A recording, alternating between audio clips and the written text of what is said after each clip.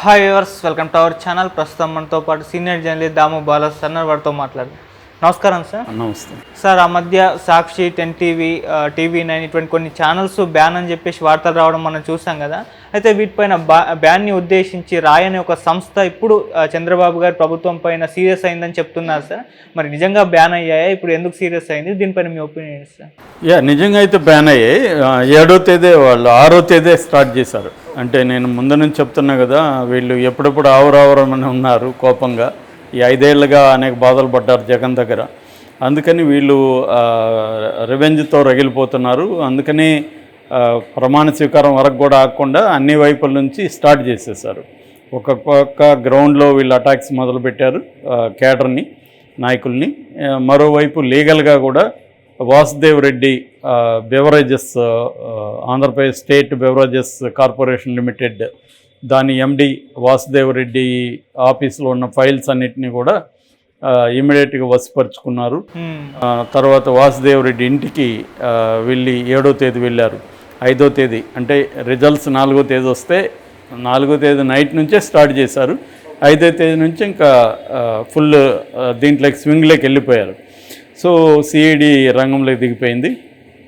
So ఒక పక్క మద్యం కుంభకోణం, తర్వాత ఆయన ఎవరు బొత్స మీద టీచర్స్ కుంభకోణం, తర్వాత ఆడుదామ ఆంధ్ర రోజా కుంభకోణం, ఇలాగా వరుసగా కుంభకోణాలు మొదలుపెట్టారు.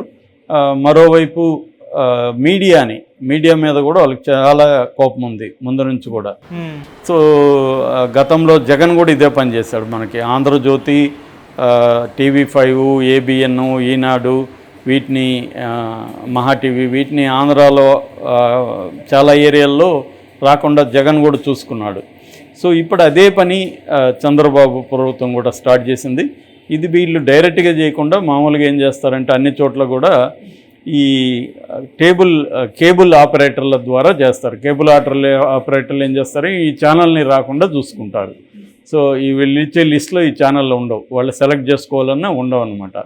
అలాగా చూస్తారు. ఇప్పుడు కూడా అక్కడ కేబుల్ ఆపరేటర్లు జూన్ 6వ తేదీ నుంచి 4 ఛానల్స్ని, సాక్షి, TV9, NTV, 10 TV, ఈ 4 ఛానల్స్ని ఆపేశారు.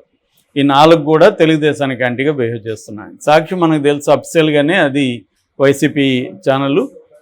ఇక NTV, TV9 బిగినింగ్లో కొంత బ్యాలెన్స్గా ఉన్నాయి, కానీ మెల్లమెల్లగా అవి కూడా వైసీపీ వైపు వెళ్ళిపోయినాయి. దాంతో వాళ్ళు కూడా బ్యాన్ చేసేసారు వాటిని. తెలుగుదేశం పార్టీ ఇంతకుముందే బ్యాన్ చేసింది, వీళ్ళకి ఏది ఇవ్వకపోవడం, న్యూస్లు ఇవ్వకపోవడం. ఇంకా వీళ్ళు కూడా అనివార్యంగా ఇటు వచ్చేసారు కంప్లీట్గా. సో ఇప్పుడు ఈ 4 ఛానల్స్ని అక్కడ రానివ్వలేదు 6వ తేదీ నుంచి. దీనికి సంబంధించి విమర్శలు వచ్చాయి, కానీ పెద్ద ఎత్తున ఎక్కడ వీళ్ళు TV9 కానీ NTV కానీ పెద్ద ఎత్తున ఏమి చేయట్లేదు. వీళ్ళు దాని మీద ఉద్యమాలు కానీ ఏం చేయట్లేదు. అయితే రాజ్యసభ సభ్యుడు, వైసీపీ రాజ్యసభ సభ్యుడు, సుప్రీంకోర్టు అడ్వకేట్ నిరంజన్ రెడ్డి, ఆయన గురించి మనం ఇంతకుముందు కూడా చెప్పుకున్నాం. ఈ వైసీపీ వాళ్ళకి సంబంధించిన కేసుల్లో ఎక్కువగా ఆయనే అపీర్ అవుతుంటారు. సో ఆయన ఇప్పుడు ట్రాయ్కి కంప్లైంట్ చేశారు. ట్రాయ్ అంటే telecom regulatory authority of India అంటారు. ఇది టెలికమ్యూనికేషన్ సంబంధించి మన ఫోన్లో వ్యవస్థ కానీ వీటన్నిటికి సంబంధించి రెగ్యులేటరీ బాడీ అది. ఈ రెగ్యులేటరీ బాడీకి ఈయన కంప్లైంట్ చేశాడు. అయితే కంప్లైంట్ని తనొక్కడే చేయకుండా కమిటీ టు ప్రొటెక్ట్ జర్నలిస్టులు అని ఒక ఇంటర్నేషనల్ సంస్థ ఉంది. Committee to protect journalist, CPJ అంటారు. ఈ CPJ అనే సంస్థ ద్వారా ఆయన వాళ్ళకి పంపించి, వాళ్ళు కూడా అవన్నీ పరిశీలించి రెక్టిఫై చేసుకొని దాన్ని వాళ్ళ ద్వారా ఈ ట్రాయ్కి పంపించారు. ఎందుకంటే ఇది ఇంటర్నేషనల్గా జర్నలిస్టులని ప్రొటెక్ట్ చేసే సంస్థ, దానికి పనిచేస్తుంటారు. దీంట్లో కునాల్ మజుందార్ అని ఆయన ఇండియాకి ఇన్ఛార్జ్ అనమాట ఈ CPJకి.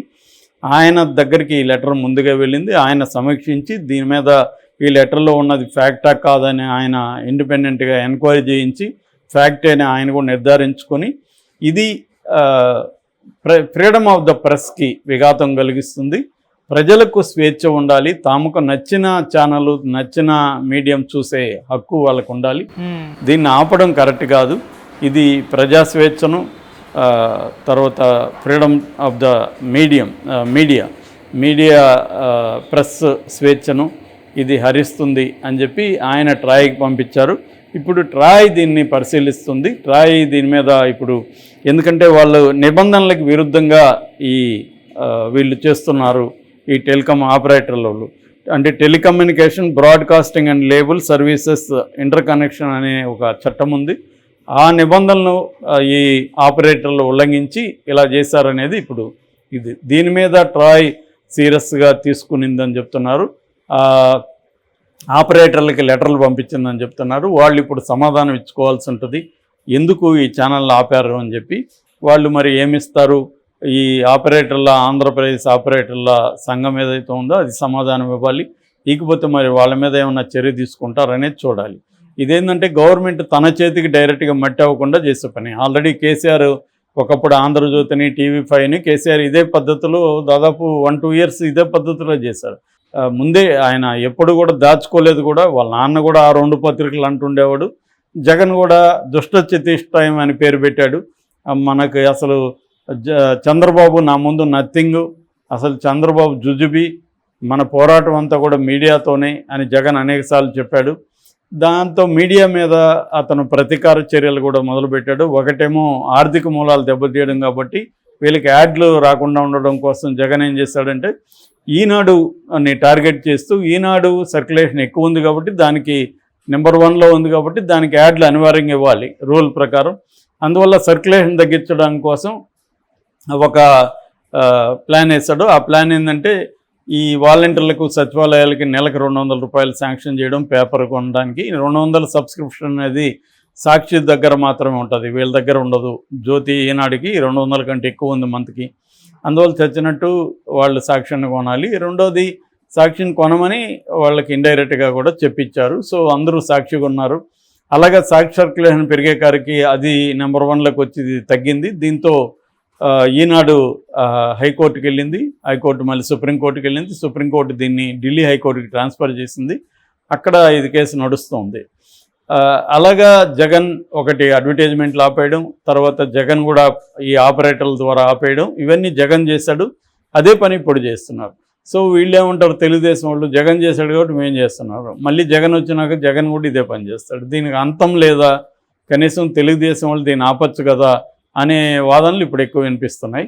కానీ వాళ్ళ వాదనలో కూడా నిజముంది. అవును జగన్ చేశాడు కదా మా ఛానల్ని. అట్లాంటప్పుడు మీరు జగన్ విమర్శించే హక్కు మీకు కోల్పోతారు. మీరు అధికారంలో ఉంటే మీరు అదే చేస్తారు, జగన్ అధికారంలో ఉంటే అదే చేస్తారు. ఇది ఖచ్చితంగా ఇది ప్రజల మీద ఎఫెక్ట్ చూపిస్తుంది. ఇప్పుడు బాగానే ఉండొచ్చు, కానీ ఇది పోను నెగిటివ్, ఇది ఖచ్చితంగా వీళ్ళ పరిపాలన మీద నెగిటివ్ వస్తుంది.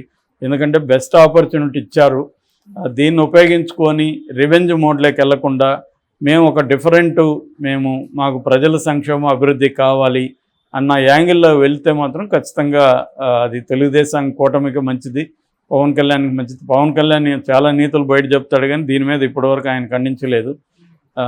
సో మరి పవన్ కళ్యాణ్ అన్న ఖండించాలి దీన్ని.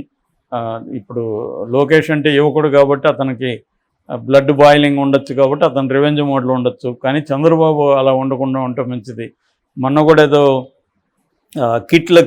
స్టూడెంట్ కిట్లకి సంబంధించి జగన్ ఫోటో ఉన్నా కూడా అలో చేశాడు చంద్రబాబు అని అందరూ కీర్తిస్తూ ఉన్నారు.